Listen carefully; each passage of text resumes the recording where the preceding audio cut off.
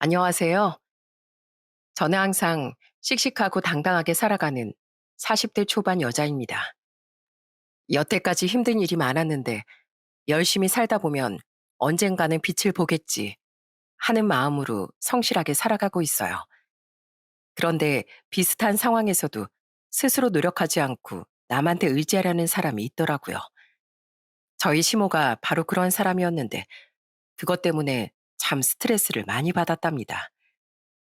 그래서 저는 그때 있었던 일을 한번 얘기해 보려고 해요.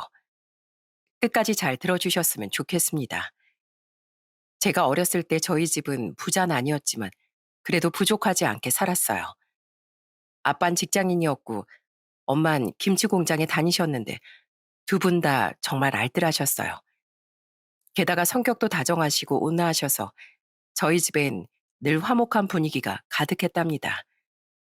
저희 엄만 김치 공장에 다녀서 그런지 몰라도 김치를 엄청 잘 만드셨어요. 그래서 전 어릴 때부터 김치 한 공기에 밥을 뚝딱 해치울 때가 많았습니다. 혜연아, 김치만 먹지 말고 다른 반찬도 골고루 먹어야지. 그래야 몸도 튼튼해지고 키도 쑥쑥 크지. 다른 반찬들보다 김치가 제일 맛있으니까 그렇죠. 엄마가 만든 김치가 얼마나 아삭아삭하고 시원한데요. 그리고 원래 김치가 몸에도 좋은 음식이라고 했어요. 그러니까 저 말리지 마세요. 그렇게 저는 화목한 가정에서 평범한 학창 시절을 보내고 대학까지 졸업할 수 있게 되었습니다. 졸업 후에는 운 좋게 연봉도 괜찮고 좋은 회사에 취직을 하게 되었어요. 그렇게 몇 년을 일하면서 잘 지내고 있었는데 저희 집에 생각지도 못한 불행이 찾아오고 말았습니다. 어느 날 퇴근하고 집에 갔는데 엄만 머리를 싸매고 누워 계시고 아빤 바닥에 앉아서 통곡하고 계시는 거예요. 제가 무슨 일이냐고 물어보니까 옆에 있던 제 남동생이 이러더라고요. 누나, 우리 큰일 났어. 아빠가 고모한테 사기를 당했대. 무슨 땅에 투자하면 몇 배로 불려준다고 해서 아빠가 대출까지 많이 받아서 투자했는데 고모가 연락도 끊고 잠적해 버렸나 봐. 저는 그 말을 듣고 너무 충격을 받아 한동안 머리가 멍했어요. 저희 고모는 아빠랑 평소에 사이가 좋았는데 그런 짓을 할 거라곤 상상도 못 했거든요. 그 일 때문에 저희 아빠는 대출까지 받은 돈을 순식간에 잃어버리고 결국 고모는 얼마 후 경찰에 잡혀 교도소에 들어가게 되었습니다. 엄마는 거의 식음을 전폐하실 정도로 몸이 안 좋으셔서 제가 아빠랑 같이 고모를 면회하러 간 적이 있었어요. 아빠는 고모를 보자마자 울면서 따지시더라고요. 너 그 돈이 나한테 어떤 돈인 줄 알아? 내가 애들 엄마랑 같이 여태까지 일하면서 모은 돈에다가 대출까지 받아서 마련한 돈이라고. 그런데 어떻게 가족인 네가 나한테 그런 사기를 쳐? 어떻게 남도 안 할 짓을 가족한테 할 수가 있냐고? 오빠, 정말 내가 미안해. 내가 오빠한테 일부러 그런 게 아니야. 나도 그것들한테 작업당해서 그런 거란 말이야. 내가 설마 오빠를 이렇게 곤란하게 만들려고 그런 짓을 했겠어? 어쨌든 네가 확실하지도 않은 걸로 날 구슬리는 바람에 내가 이렇게 된 거잖아. 내가 투자 안 한다고 했는데도 네가 몇 번이나 좋은 게 놓치는 거라면서 나 설득했던 거 기억 안 나? 그런데도 네 잘못이 하나도 없다고 할 거야? 나도 진짜 몰라서 그랬다니까.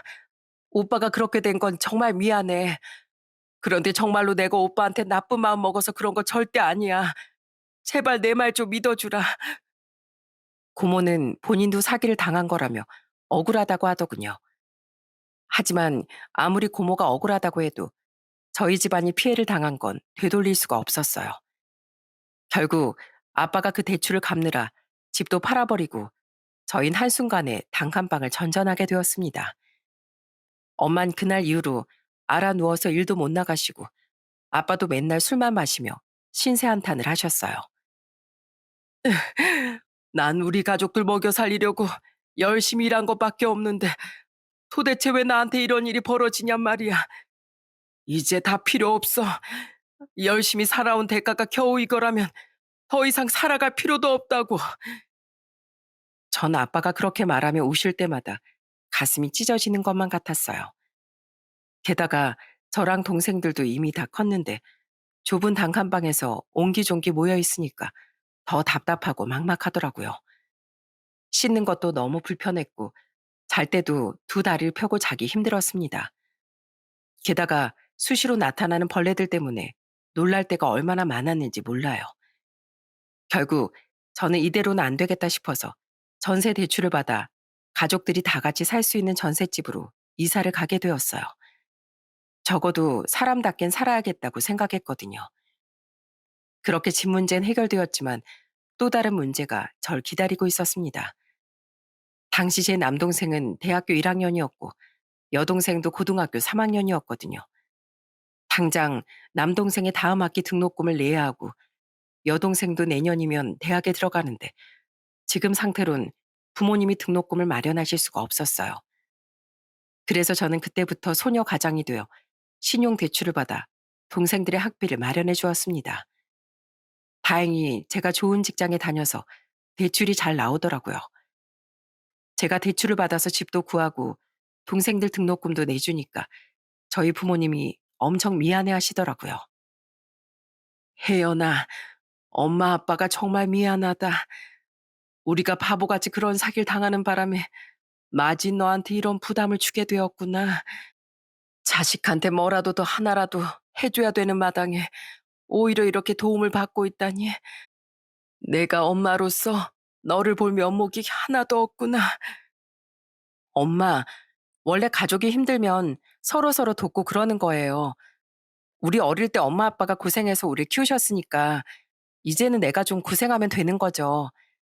그리고 고모한테 사기당한 게 엄마 아빠 잘못이에요?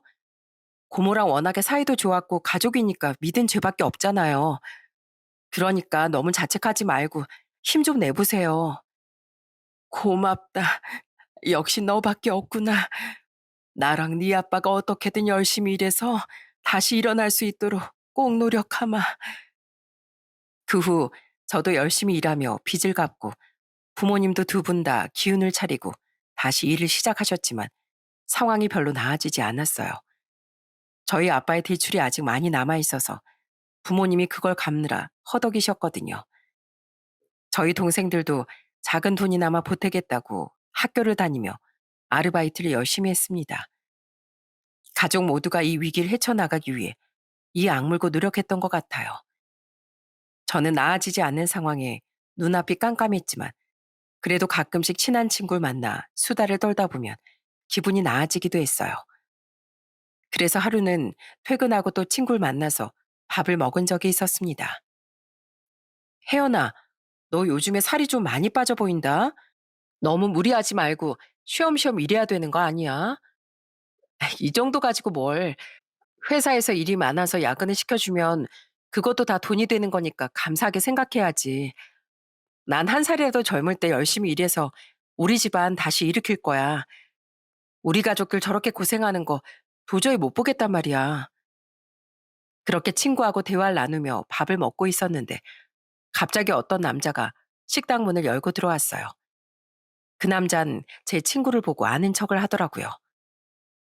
어? 아, 수진아, 여긴 어쩐 일이야? 너도 여기 밥 먹으러 왔어?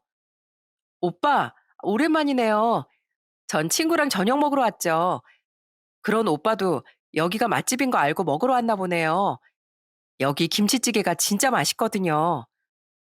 안 그래도 여기가 하도 맛집이라길래 나도 친구랑 소주 한잔하러 왔지. 아무튼 오랜만에 만나서 반갑다, 야. 친구분이랑 그럼 맛있게 먹고 가. 알고 보니 그 남잔 친구의 대학교 선배라고 하더군요. 그래서 그때는 그냥 우연히 아는 사람을 마주쳤다고만 생각할 뿐 별로 신경 쓰지 않았어요. 그런데 일주일쯤 지났을 때 그 친구가 저한테 갑자기 이러는 거예요. 혜연아, 우리 지난주에 김치찌개 먹으러 갔을 때 마주쳤던 내 대학 선배 오빠 기억나지? 그 오빠가 네 첫인상이 너무 좋아 보인다면서 소개 좀 시켜달라고 하는데 한번 만나볼 생각 없어? 뭐라고? 아유, 됐어. 나 지금 연애할 상황 아닌 거 너도 잘 알잖아. 아니, 꼭 연애가 아니더라도 좋은 오빠 동생 사이로 만나보라는 거지. 그 오빠가 성격도 진짜 좋고 학교 다닐 때도 교수님들이 다 예뻐하실 정도로 성실했거든. 그 친구는 그 이후에도 계속 저보고 그 오빠를 만나보라고 하더군요. 하도 얘기를 많이 하길래 그냥 딱 한 번만 만나봐야겠다 싶어서 그 오빠를 만나게 되었어요. 그냥 식당에서 만나 밥 한 끼 하는데 그 오빠가 저한테 적극적으로 다가오더라고요. 저는 부담스러운 마음에 다시 한번 거절을 했습니다. 오빠, 수진이한테도 들으셨겠지만 저는 지금 집안 상황도 어렵고 해서 마음의 여유가 없어요. 오늘도 수진이가 하도 한 번만 만나보라고 해서 식사 한번 하러 온 거고 오빠랑 더 인연을 이어나가긴 힘들 것 같아요. 안 그래도 힘들단 얘기를 듣고 내가 옆에서 힘이 되어주고 싶어서 그래요. 오늘 이렇게 대화를 나눠보니까 성격도 나랑 잘 맞고 생각도 깊은 것 같은데 이런 여자 절대 놓치고 싶지 않습니다. 그렇다고 너무 부담 줄 수는 없으니까 나랑 딱 한 번만 더 식사해요. 그래도 내가 마음에 들지 않으면 다신 들러붙지 않을게요. 하도 적극적으로 나오길래 저는 딱 한 번만 더 같이 식사를 하기로 했습니다. 그런데 다음번에 만났을 때 세심하게 절 배려해주는 모습이 너무 고맙더라고요. 밥 먹을 때도 하나하나 절 다 챙겨주고 심지어는 밥 먹는 속도도 저랑 맞춰주더라고요. 오빠, 왜 이렇게 천천히 드세요? 혹시 음식이 입에 안 맞으세요? 아니, 그게 아니라 지난번에 보니까 네가 음식을 좀 천천히 먹는 것 같길래 나도 거기에 맞춰주려고 그러는 거지. 나 혼자 밥 다 먹고 기다리고 있으면 네가 괜히 마음이 조급해져서 체할 수도 있잖아. 에이, 저 괜찮으니까 편하게 드세요. 그렇게 깨작깨작 먹어서 맛이나 느낄 수 있겠어요? 하지만 오빤 끝까지 저와 속도를 맞춰주고 제가 얘기하는 것도 다정한 눈길로 집중해서 들어주더라고요. 솔직히 제 상황 때문에 밀어내긴 했었지만 따뜻한 그 모습에 마음이 움직인 것도 사실이었죠. 그래서 그 이후로 계속 연락을 이어나가게 되었어요. 가끔 만나서 차도 한잔하고 좋은 오빠 동생 사이로 지냈죠. 그러다가 하루는 제가 감기 몸살에 심하게 걸려 회사에 연차를 내고 집에서 알아누운 적이 있었어요. 약 먹고 계속 자다가 저녁 늦게서야 정신을 차려보니 오빠한테서 저를 걱정하는 문자가 한가득 와 있더라고요. 놀라서 전화를 해보니까 오빠가 울먹이는 목소리로 이러는 거예요. 혜연아, 너 무슨 일 있었어? 왜 하루 종일 연락이 안 돼? 내가 얼마나 걱정했는 줄 알아? 오빠, 나 감기 몸살에 심하게 걸려서 하루 종일 약 먹고 자고 있었어. 정신없이 자느라 오빠한테서 전화랑 문자가 온 것도 몰랐네. 아휴, 아프면 아프다고 얘기를 했어야지. 난 또 너한테 무슨 일이라도 생긴 줄 알고 얼마나 발을 동동 굴렀는 줄 알아?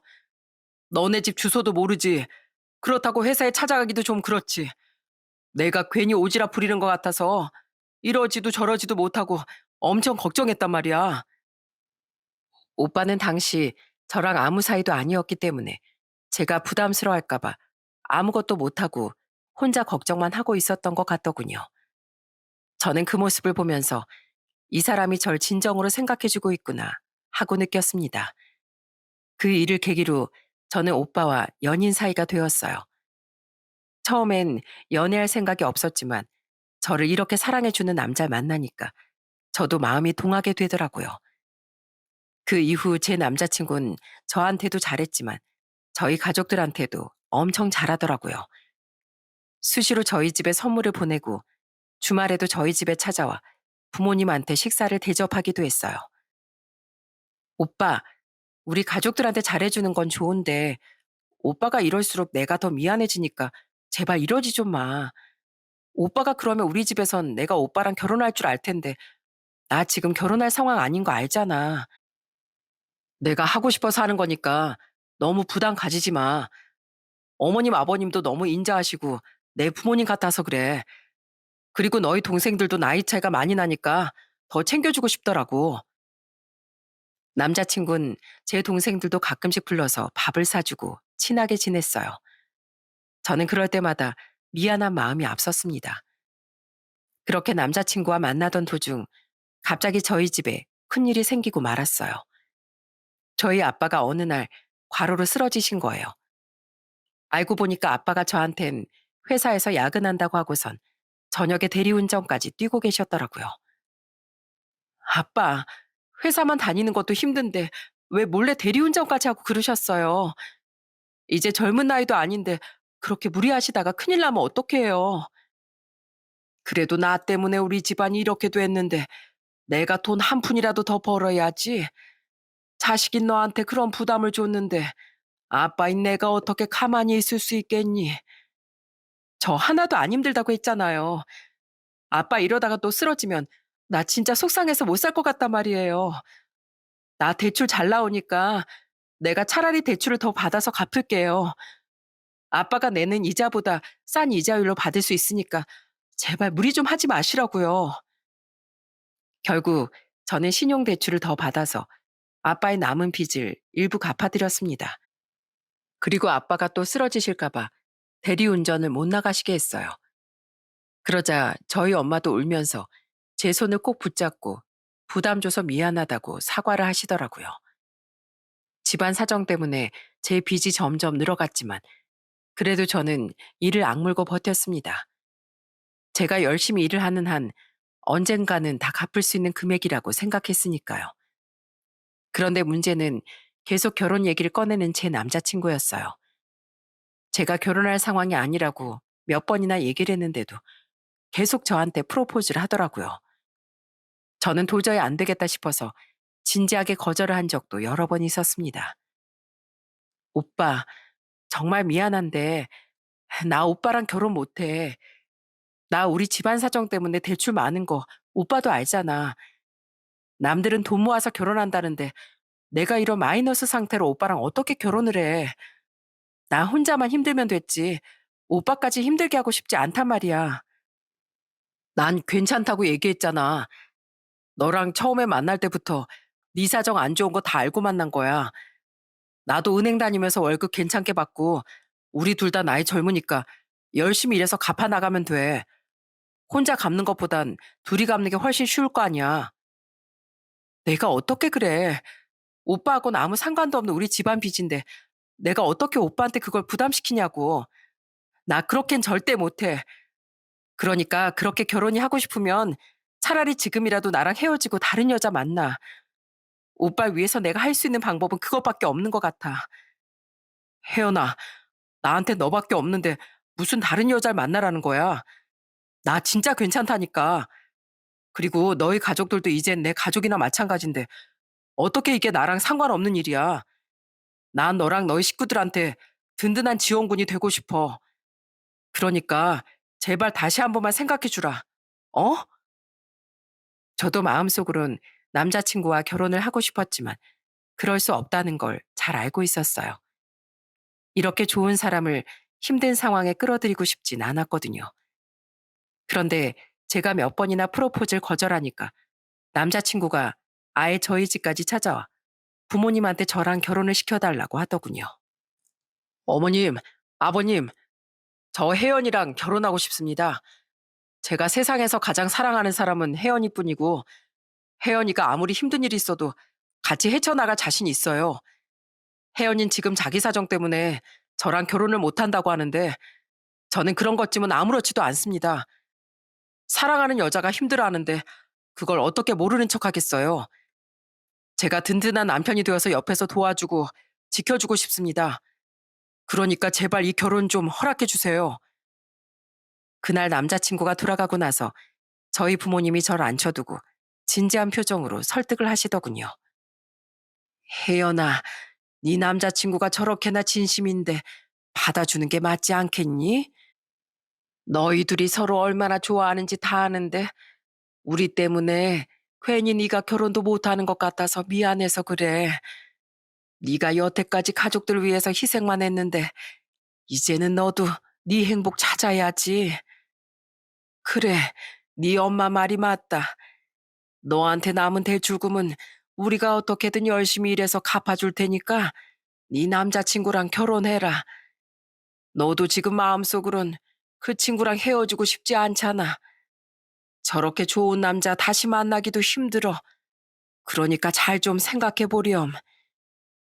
저는 결국 많은 고민 끝에 결론을 내리게 되었습니다. 지금 상황을 떠나서 제가 사랑하는 이 남자와 가정을 꾸려야겠다고 생각했어요. 저희 부모님도 제가 결혼해서 행복하게 사는 걸 진심으로 바라시는 것 같았거든요. 그래서 저는 남자친구와 결혼을 약속한 후 예비 시댁에 인사를 드리러 갔습니다. 예비 시부모님께선 진수성찬까지 차려서 저를 반갑게 맞아주셨어요. 특히 예비 시모가 저를 무척이나 좋아하시더라고요. 아유, 지금 다니는 회사가 월급도 많이 주고 탄탄한 회사라면서요. 첫인상도 참하고 좋은데 능력까지 있다고 하니까 너무 마음에 드네. 앞으로 우리 찬우랑 결혼해서 잘 살아봐요. 둘 다 능력 있으니까 부족함 없이 잘 살겠네요. 아무래도 예비 시부모님께서 제 사정을 모르시는 것 같더라고요. 그래서 나중에 남자친구한테 물어보니까 굳이 얘기할 필요 없을 것 같아 말씀을 안 드렸다고 하더군요. 저도 제 빚을 시댁 식구들한테 부담시킬 생각은 전혀 없었기 때문에 굳이 말을 하지 않았습니다. 그냥 제가 열심히 일해서 알아서 갚으면 된다고 생각했으니까요. 그렇게 저는 30대 초중반에 남편과 결혼을 하게 되었어요. 신혼집을 마련할 땐 남편이 조금 더 돈을 많이 보태긴 했지만 모자란 돈이 있어서 조금 대출을 받게 되었습니다. 그렇게 결혼식을 올리고 신혼여행을 갔다 와서 시댁에 찾아갔어요. 아버님, 이거 지갑이에요. 디자인도 무난하고 고급스러운 것 같아서 한번 사봤어요. 그리고 어머님도 똑같이 지갑이랑 향수도 하나 샀어요. 어머님이 어떤 향을 좋아하시는지 몰라서 제가 그냥 어머님한테 잘 어울릴 것 같은 걸로 골라봤는데 마음에 드셨으면 좋겠네요. 아이고, 우리 며느리가 사다 준 지갑이니까 내가 아주 매일매일 잘 들고 다녀야지. 고맙다, 며느라. 내가 친구들한테 우리 며느리가 사줬다고 다 자랑하고 다니마. 시아버진 제가 드린 선물을 보고 엄청 좋아하시더라고요. 그런데 시모는 뭐가 마음에 안 드는지 뾰로통한 표정을 지으시는 거예요. 이거 디자인이 너무 노티나지 않니? 내가 아무리 나이가 들었어도 아직 이런 거 들고 다닐 정도는 아닌 것 같은데. 그리고 향수도 향이 이게 뭐니? 사오려면 좀 진한 걸 사오지. 이런 거 뿌려봤자 별로 티도 안 나겠다. 어머님, 마음에 안 드세요? 제가 아직 어머님 취향을 잘 몰라서 선물을 잘못 골랐나 봐요. 제가 다음번엔 어머님 마음에 쏙 드는 선물로 다시 한번 준비해 볼게요. 그때까지만 해도 시부모님한테 잘 보이고 싶은 마음에 웃으면서 넘어갔어요. 그런데 이상하게도 결혼한 다음부터 시모가 자꾸만 이것저것 요구하기 시작하는 거예요. 한 번은 예전부터 가고 싶었던 식당이 있다면서 본인이 예약을 했으니까 주말에 거길 가자고 하시더라고요. 그래서 가봤는데 세상에 1인에 15만 원도 넘는 고급 뷔페더라고요. 저는 너무 당황해서 표정 관리가 안 됐는데 시모는 아무렇지도 않게 웃으며 잘 드시더군요. 내가 자식이랑 며느리 잘 둬서 이런 것도 먹어보네. 지난번에 내 친구가 여기에서 밥 먹었다고 자랑을 했는데 사진을 보니까 그렇게 맛있어 보이더라고. 어머님, 식당이 이렇게 비싼 곳이었으면 진작에 말씀을 하시지. 그럼 어머님이랑 아버님 두 분이서만 오붓하게 식사하고 오시라고 보내드렸을 텐데요. 저희까지 먹으려니까 솔직히 부담이 되긴 되네요. 아이, 너희 능력에 부담될 게 뭐가 있어? 요즘 젊은 애들은 이렇게 비싸고 좋은 음식도 잘 먹고 다닌다면서 돈도 잘 벌면서 너무 아끼기만 하면 똥 되는 거야. 시모는 제 사정을 모르다 보니 저랑 남편이 굉장히 여유로운 줄 아시더라고요. 결국 그날은 남편이 자기 카드로 계산을 하긴 했는데 저는 한 끼 식사로 몇십만 원이 나갔다는 생각에 정신이 아찔했어요. 그런데 시모는 그 이후에도 절 볼 때마다 자꾸 눈치를 주시더라고요. 예, 내 친구는 이번에 며느리가 해외여행을 보내줬다더라. 동남아에 가서 마사지도 잔뜩 받고 바닷가에서 실컷 놀다 왔다던데 나도 한번 보내주면 안 되겠니? 동남아에서 파는 과일이 우리나라 과일하고는 비교도 할 수 없을 정도로 엄청 맛있다며? 나도 현지에서 그런 걸 좀 한번 먹어보자. 어머님, 저도 보내드리고 싶은데 지금 상황이 여의치 않아서요. 제가 나중에 조금 여유되면 보내드릴게요. 그러니까 조금만 기다려주세요. 하지만 시모는 그 이후에도 저한테 이것저것 요구를 많이 했어요. 한 번은 저한테 백화점을 같이 가자고 하시더니 당연히 제가 사줄 거라고 생각하고 비싼 옷을 잔뜩 고르시는 거예요. 제가 한 번에 이렇게 큰 돈을 못 쓴다고 하니까 오히려 저한테 화를 내시더군요. 내가 그래도 네 CM인데 이 정도도 못 사줘? 맨날 너만 이렇게 비싸고 좋은 옷 입고 다니지 말고 나도 이런 옷 좀 한번 입어보자. 넌 젊은 애가 왜 이렇게 돈 가지고 궁색맞게 구니? 어머님, 제가 진짜 돈이 없어서 그래요. 그리고 저 비싼 옷 하나도 없어요. 지금 입고 있는 옷도 아울렛에서 세일하는 거 산 거고요. 이 신발도 인터넷에서 몇만 원도 안 하는 거 산 거라고요. 저도 당연히 어머님 좋은 옷 사드리고 싶죠. 그런데 제 상황이 안 되는 걸 어떡해요. 결국 제가 결혼 전부터 빚이 있어서 힘들다고 얘기를 했는데도 안 믿으시더군요.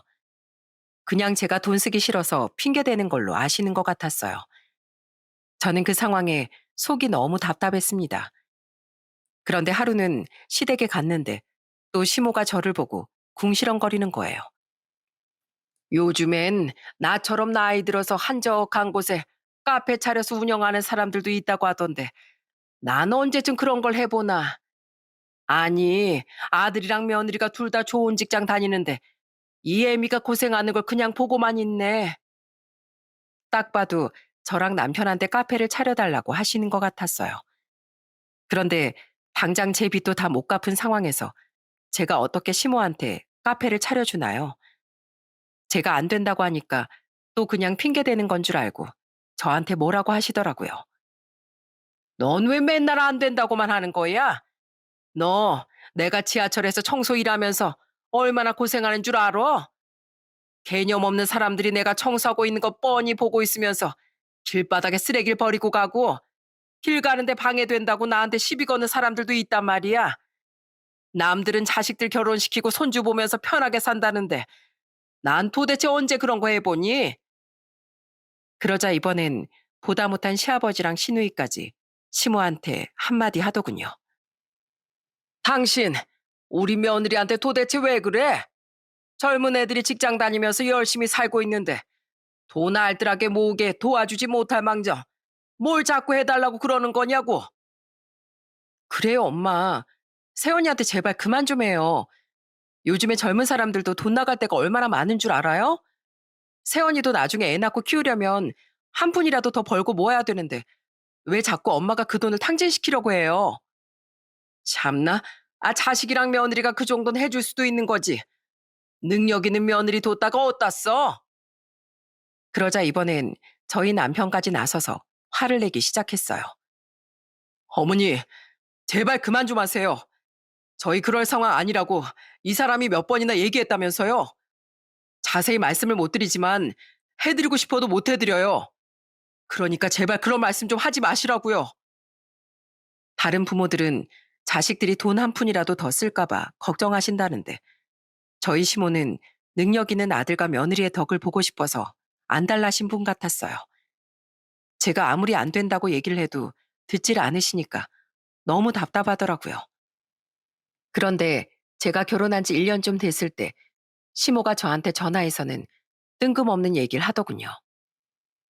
예, 너 내가 맨날 이거 해달라 저거 해달라 해도 다 안 된다고 하니까 마지막으로 한 가지만 부탁하자. 네 시아버지가 예전에 사업하다가 무리하게 확장을 하는 바람에 그때 진 빚이 아직 남아있거든. 너도 우리 집 사람이니까 같이 책임져야지. 그 빚 때문에 내가 이 나이에 쉬지도 못하고 힘들게 청소일이나 하고 있는데 며느리가 돼서 설마 그것도 나 몰라라 할 건 아니지? 뭐라고요? 아버님 빚을 저보고 같이 책임지고 갚으라고요? 그게 도대체 얼만데요? 딱 2억 원이니까 네가 못 도와줄 금액도 아니다. 너 솔직히 직장도 좋은 데 다니면서 시부모한테 뭐 해주는 것도 하나 없잖아. 그럼 이런 거라도 좀 도와줘야 되는 거 아니냐? 어머님, 제가 상황이 안 된다고 몇 번이나 말씀드렸잖아요. 왜 제 말을 안 믿어주세요? 너 그거 그냥 핑계 대는 거잖아. 네가 요즘 젊은 애들이랑 다르게 알뜰한 건 알겠는데 가족을 위해서 쓸 땐 써야지. 넌 네 시부모가 이 나이까지 고생하고 있는 거 안쓰럽지도 않냐? 저는 그 얘기를 듣고 더 이상 안 되겠다는 생각이 들더군요. 제가 아무리 얘기해봤자 믿어주질 않으니까 이번 기회에 아예 확실하게 보여줘야겠다고 생각했어요. 그래서 저는 시모한테 딱 한마디만 하고 전화를 끊었습니다. 어머님, 그럼 저도 어머님한테 보여드릴 거 있으니까 기다리고 계세요. 이따가 어머님 댁으로 찾아갈 테니까 그때 다시 얘기하자고요. 그렇게 저는 컴퓨터로 문서 하나를 작성해 출력을 했습니다. 그리고 그 종이를 가지고 혼자 시댁에 찾아갔어요. 시모는 절 보자마자 온 김에 얘기나 제대로 하자면서 앉으라더군요. 그래서 저는 가만히 서서 시모한테 제가 가져온 종이를 내밀었습니다. 어머님, 제가 아까 뭐 보여드릴 거 있다고 그랬죠? 어머님이 저한테 아버님 빚 2억 원 같이 갚자고 하셨으니까 저도 제 빚 어머님이랑 같이 갚으려고요. 가족끼리 빚은 같이 책임져야 되는 거라고 하셨잖아요. 그러니까 여기 써 있는 제 빚도 어머님이 같이 갚아주세요. 뭐라고? 아, 너 지금 무슨 소리를 하는 거야? 네 빚을 같이 갚아달라니? 저도 어머님 빚 같이 갚아드릴 테니까 어머님도 제 빚 같이 갚아주시라고요. 저희 부모님 고모한테 사기당해서 단칸방에 나앉는 바람에 전세 대출로 2억 원이나 빌렸어요. 거기에다가 제 동생들 대학교 등록금 대주느라 신용 대출도 받았고요. 저희 아빠 투잡으로 대리운전 뛰시다가 쓰러지셔서 제가 아빠 빚 대신 갚아드리느라고 대출 추가로 또 받은 것도 있어요. 거기 써 있는 금액 보이시죠? 제가 열심히 갚는다고 갚았는데도 아직 2억 원 넘게 남았거든요. 그럼 어머님도 저랑 가족이시니까 그 대출 같이 갚아주시겠네요? 뭐, 뭐라고? 너 여기 써 있는 게 정말 다 사실이냐? 아니, 무슨 젊은 애가 대출이 이렇게 많어? 제가 예전부터 누누이 말씀드렸는데 어머님이 믿어주질 않으셨잖아요. 그래서 눈으로 직접 보여드려야 믿으실 것 같길래 제가 일일이 다 작성해서 온 거예요. 저요, 솔직히 말해서 저희 집이 이런 상황이라 결혼도 안 하려고 했어요. 그런데 그이가 하도 결혼하자고 조르고 저희 부모님한테까지 찾아와서 빌길래 제가 마음을 연 거라고요. 그래서 최대한 그이랑 시댁 식구들한테 피해 안 주려고 조용히 혼자 노력하고 있었는데 왜 자꾸 저한테 그러시는 거예요? 진짜 해도 해도 너무하시니까 도저히 못 참겠네요. 아니, 난 진짜로 너한테 대출이 있는지 몰랐으니까 그랬지. 이런 줄 알았으면 내가 너한테 이거 해달라 저거 해달라 했었겠니? 난 네가 어마무시한 짠순이라서 돈이 있어도 없다고 하는 줄 알았단 말이야. 그러니까 왜 제 말을 안 믿어주시냐고요. 그래도 저는요, 시댁 식구들한테 부담 안 주고 싶어서 도와달라는 말도 한 번도 안 꺼냈어요. 저희 집안 일이니까 당연히 저희 가족들이 해결해야 된다고 생각했거든요. 그런데 어머님은 제 사정을 다 말씀드렸는데도 왜 자꾸 저한테 부담을 주세요? 저 진짜 어머님한테 너무 서운해요. 며느리를 무슨 가족이 아니라 돈 갖다 주는 사람으로 보시는 거예요? 제가 그렇게 얘기하자 시모는 식은땀을 뻘뻘 흘리면서 당황한 표정으로 이러시더군요. 난 진짜 몰랐다니까 그러네. 아, 그래서 여기 써 있는 네 빚을 나보고 같이 갚아달라는 거야? 세상에, 아, 이건 내가 너한테 같이 갚아달라고 한 금액보다 더 크잖아. 그냥 오늘 내가 한 얘기는 없던 걸로 하자. 빚은 원래 각자 갚는 거지. 가족이라고 굳이 같이 부담할 필요는 없잖아. 전 애초부터 어머님한테 같이 갚아달라고 할 생각 없었어요. 이런 것도 솔직히 필요 없다고요. 저는 그렇게 말하면서 시모의 손에 들려있던 종이를 다시 낚아채 북북 찢어버렸습니다. 그러자 시모가 깜짝 놀라서 저를 쳐다보더군요. 이해, 너 지금 뭐 하는 거니? 지금 나한테 기분 나쁘다고 시위하는 거야? 시위하는 게 아니라 애초에 가족끼리 이런 문서나 작성하게 된 지금 상황이 너무 속상해서 그래요. 저 여기 써 있는 거 어머님한테 청구할 생각 없어요. 그러니까 어머님도 저한테 다신 요구하지 마세요. 아시겠어요? 저는 그렇게 말하고선 시댁을 나와 집으로 돌아와 버렸어요.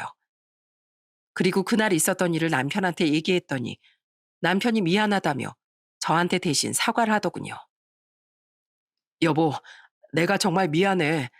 우리 어머니가 그런 말씀까지 하실 줄은 몰랐어. 내가 진작에 어머니한테 그러지 마시라고 더 확실하게 말렸어야 되는데 이게 다 내 잘못이야. 아니야. 당신 할 만큼 했는데 무슨 잘못이 있겠어. 이런 나랑 결혼해 준 것만으로도 난 고맙다고 생각해. 어머님도 내가 이번에 확실히 얘기했으니까 이제 안 그러시겠지. 난 어머님이 연세에 비해서 아이 같으셔서 그렇지. 나쁜 분이라고 생각하진 않아. 그렇게 폭풍 같은 시간을 보내고 저는 그 일을 잊으려고 애썼습니다. 더 생각해봐야 제 머리만 더 아팠으니까요. 그런데 며칠 후 주말에 시모가 반찬을 바리바리 싸들고서는 저희 집에 연락도 없이 찾아오셨어요. 시모는 며칠 전과는 다르게 완전히 누그러진 표정으로 저한테 이러시더군요. 며느라, 내가 며칠 동안 곰곰이 생각해 봤는데 아무래도 내가 너한테 너무했던 것 같더구나. 네가 직장도 번듯한 데 다니고 하고 다니는 것도 깔끔하길래 손에 물 한 번 안 묻히고 살아온 줄 알았어. 그런데 젊은 애가 가족들 위해서 그렇게 고생하면서 살았다고 하니 내가 어른으로서 얼마나 창피했는 줄 모른단다. 내가 지금이라도 사과할 테니 날 좀 용서해 주면 안 되겠니? 시모가 그렇게 말하는데 그 표정에서 왠지 모르게 진심이 느껴지더라고요. 그래서 저는 거실에 앉으시라고 하고 진지하게 대화를 나눠봤습니다. 그러자 시모는 저한테 엄청 미안해 하시며 이런 말씀을 하시더라고요. 내가 이 나이 먹고 철도 없고 욕심만 많았던 것 같아. 사람이 다 상황이 다를 수밖에 없는 건데 내 주변에 나보다 잘 사는 사람들만 보고 부러워하기만 했지 뭐니. 누군 며느리가 해외여행 보내줬다고 하고 누군 사이가 비싼 차 사줬다고 하니까 나도 당연히 그 정도는 받아야 된다고 생각했어. 너한테도 나름대로 사정이 있을 거라곤 차마 생각을 못했다. 어른이 돼가지고 그 정도 생각도 못하다니 내가 너한테 정말 못할 짓을 많이 했구나. 어머님, 그렇게 제가 말씀드렸을 때 좀 믿어주시지 그러셨어요. 저도 어머님이 지하철에서 청소하시느라 고생 많이 하시는 거 알아요. 어머님은 제 시어머니이자 제 남편이 어머니신데 제가 어떻게 모른 척 하겠어요. 그런데 당장 저도 남은 대출이 많고 상황이 안 좋다 보니까 어쩔 수 없었던 거예요. 어머님이 싫거나 돈 한 푼 쓰기 아까워서 일부러 그런 게 아니라고요. 그래, 네 마음 잘 안다. 나보다 훨씬 젊은 너도 이렇게 생각이 깊고 이해심이 많은데 내가 그동안 너무 속이 좁았구나. 네가 이렇게 생활력이 강하고 가족을 위하는 사람인 줄도 모르고 너무 내 욕심만 부렸어. 그러니까 내가 너한테 빚 대신 갚아달라고 한 건 그냥 잊어버려라. 네 시애비가 진 빚이니까 나랑 네 시애비랑 둘이서 갚는 게 맞지. 어머님, 제가 지금은 상황이 안 좋아서 못 도와드리지만 제 상황이 어느 정도 정리되면 제가 꼭 어머님 도와드릴게요. 저 안 그래도 얼른 빚 다 갚으려고 돈 한 푼이라도 아껴 쓰고 있어요. 그러니까 어머님도 너무 서운하게만 생각하지 마시고 조금만 기다려 주세요. 됐다, 됐어. 아이, 나 이제 너한테 돈 얘긴 절대 안 할 거야. 네가 며칠 전에 나한테 빈 목록을 잔뜩 써놓은 서류를 줘서 내가 얼마나 심장이 철렁했는 줄 아니? 너한테 도와달라고 했다가 또 그럴까 봐 내가 무서워서 앞으로는 절대 말도 안 꺼내마. 시모는 그렇게 말하고선 몸을 부르르 떨면서 기겁을 하시더군요. 저는 그 모습을 보자 순간 마음이 사르르 풀어지면서 피식 웃고 말았어요. 어머님, 누가 보면 제가 어머님을 잡아먹기라도 하는 줄 알겠어요. 제가 그때 그 서류 만들어간 건 진짜 어머님한테 청구하려고 그랬던 게 아니라니까요. 저 진짜 이렇게 오해하실 거예요? 아이고, 내가 또 말실수를 했네. 내가 널 오해하긴 뭘 오해해. 그냥 괜히 나 때문에 네가 또 마음 상할까 봐 그렇지. 아무튼 시애미로서 모범을 보여야 하는 내가 오히려 너한테 많은 걸 배우는구나. 정말 미안하고 고맙다 며느라. 저도 죄송하고 감사해요. 그러니까 우리 앞으로는 싸우지 말고 잘 좀 지내봐요. 저 결혼하기 전부터 어머님이랑 잘 지내고 싶었는데 어머님이 자꾸 저한테 무리한 욕을 하시니까 저도 사실 다가가기 힘들었단 말이에요. 오늘 이렇게 반찬 싸다 주신 것도 감사한데 오늘 저희 집에서 술 한잔 드시고 아예 주무시고 가실래요? 제가 지금이라도 나가서 소주랑 맥주 좀 사 올게요. 아이고 그럼 나야 고맙지. 그럼 오늘 둘이서 술 한잔하고 속에 있던 거 다 풀어보자. 나도 더 이상 속 좁게 굴지 않고 네 얘기 잘 들어주마. 그렇게 그날 저는 시모와 함께 밤 늦게까지 술도 마시고 도란도란 많은 얘기를 나누었답니다. 외출했다가 돌아온 남편도 그 모습을 보고 너무 좋아하더라고요. 역시 예상했던 대로 저희 시모가 그렇게 나쁜 사람은 아니었던 것 같아요. 그냥 능력 있는 자식이랑 며느리를 둬서 남들처럼 자랑하고 싶으셨나 봐요. 그 이후 저는 시어머니와 있었던 1년여간의 갈등을 끝내고 기적처럼 사이가 좋아졌답니다. 시댁에 가면 시어머니가 저 고생한다면서 설거지도 못하게 하시고 제가 밥 먹고 커피 한잔 하러 나가자고 했더니 이러시더라고요. 커피는 집에서 타먹는 믹스 커피가 최고지. 괜히 나가서 돈 쓰지 말고 내가 집에서 맛있게 타줄 테니까 이거나 먹자. 어머님, 예전엔 저보고 고급 커피만 드신다고 하셨잖아요. 그래서 전에 저한테 커피 사달라고 하시고선 비싼 카페 가서 디저트랑 이것저것 잔뜩 시키셨던 거 기억 안 나세요? 넌 또 왜 그때 얘기를 꺼내고 그래? 그땐 내가 생각이 없어서 그랬다니까. 너나 우리나 한 푼이라도 아껴 써야 되는 상황인데 뭐하러 비싼 커피를 먹니? 시모가 그렇게 말하니까 옆에 있던 시누이가 깔깔 웃으며 한마디 하더군요. 우와, 우리 엄마 너무 많이 변한 거 아니에요? 전에는 능력 있는 며느리 얻게 돼서 드라마에 나오는 사모님처럼 이것저것 대접받을 거라더니 이제 완전히 생각을 고쳐먹었네요. 얘는 내가 언제 그랬다고 그래.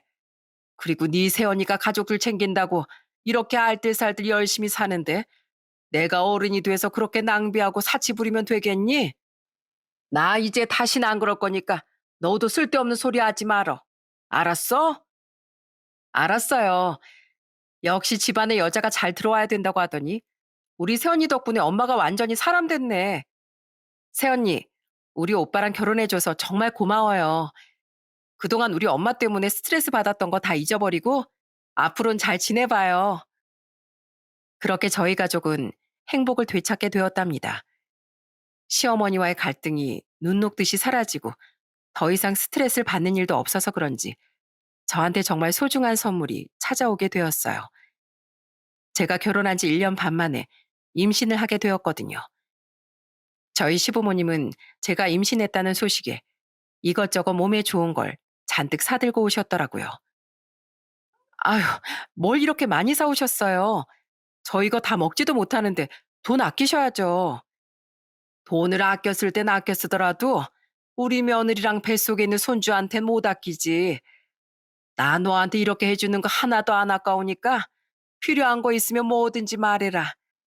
내가 그동안 너한테 심하게 했던 거 미안해서라도 더 잘해줄 생각이니까.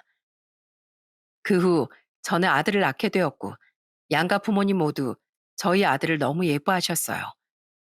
오죽하면 저희 부모님이랑 시부모님이 손주를 보시겠다고 같은 날 저희 집에 찾아오신 적도 있었답니다. 시어머니는 제 아들이랑 놀아주면서 너무 행복해 하시더라고요.